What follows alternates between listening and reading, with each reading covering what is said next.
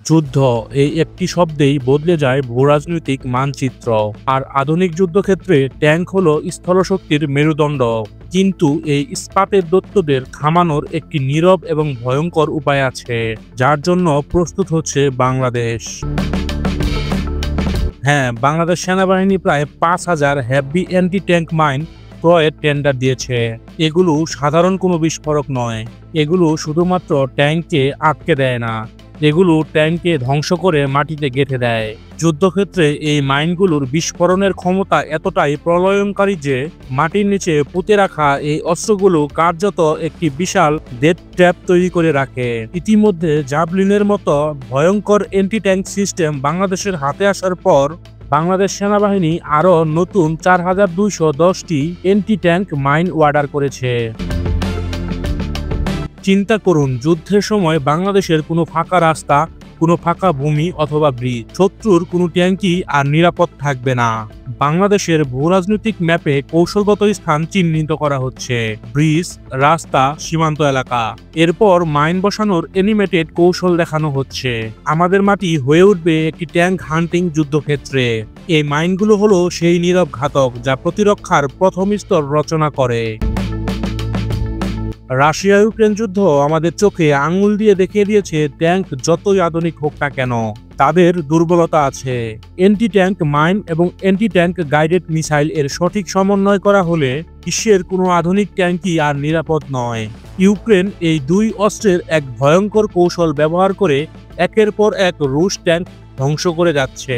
প্রথমত, মাইন ফিল্ডে ট্যাঙ্ক থেমে যাওয়া। ট্যাঙ্ক মাইনের উপর উঠে বিস্ফোরণে যখন স্থবির হয়ে যায়, ঠিক তখনই এটিজিএম মিসাইল স্থির লক্ষ্যবস্তুতে আঘাত করে এবং এরই সাথে ট্যাঙ্কের মৃত্যু নিশ্চিত করে।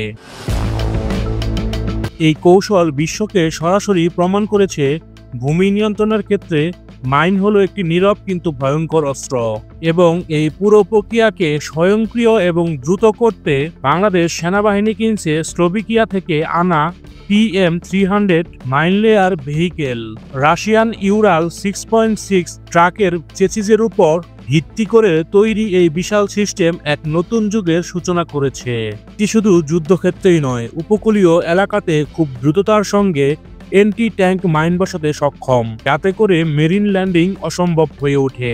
এগুলো কেনা হচ্ছে নিজস্ব সেনা স্থাপনায় শত্রুর গোপন অনুপ্রবেশ ঠেকানোর জন্য, এবং সবচেয়ে গুরুত্বপূর্ণ হলো উপকূলীয় এলাকায় শত্রুর মেরিন ল্যান্ডিং এর বিরুদ্ধে অবাধ প্রতিরক্ষা গড়ে তোলা। একটি গুরুত্বপূর্ণ তথ্য জেনে রাখা প্রয়োজন: বাংলাদেশ 1997 সালে মাইন উৎপাদন ও ব্যবহার বন্ধ বিষয়ক ওটাওয়া চুক্তি স্বাক্ষর করেছেন। এই চুক্তির ফলে আমরা বিপুল সংখ্যক সংরক্ষিত মাইন ধ্বংস করেছি এবং যুদ্ধক্ষেত্রে কখনো অ্যান্টি পার্সোনেল মাইন ব্যবহার করতে পারবো না। কিন্তু আমাদের কেনা এই অ্যান্টি ট্যাঙ্ক মাইনগুলো সম্পূর্ণ ভিন্ন। এগুলো অ্যান্টি পার্সোনেল মাইনের থেকে অনেক গুণ বড়, সাথে এদের বিস্ফোরক চার্জের পরিমাণ অত্যাধিক বেশি। এগুলো বিস্ফোরণের জন্য একটি নির্দিষ্ট পরিমাণ চাপের প্রয়োজন হয়, অর্থাৎ সাধারণ মানুষ বা হালকা কোনো কিছু থেকে এটি ভুলবশত বিস্ফোরণ হবে না। এগুলো কেবল সাহায্যযানের টায়ার অথবা চেইন এর অত্যাধিক চাপেই সাড়া দেবে। এটাই হলো কৌশলের মূল কথা: নিরীহ মানুষের জীবন সুরক্ষিত রেখেও শত্রুর সবচেয়ে শক্তিশালী অস্ত্রের বিরুদ্ধে চূড়ান্ত প্রতিরক্ষা গড়ে তোলা। এই 5,000 anti tank mine PM300 mine layer ভেহিকেলের সাথে মিলে বাংলাদেশের প্রতিরক্ষা ব্যবস্থাকে এক নতুন উচ্চতায় নিয়ে যাচ্ছে। প্রশ্ন হলো, এই মাইনগুলো ঠিক কোন দেশ থেকে কেনা হচ্ছে এবং এর ফলে সামরিক আঞ্চলিক ভারসাম্যে কেমন পরিবর্তন আসবে?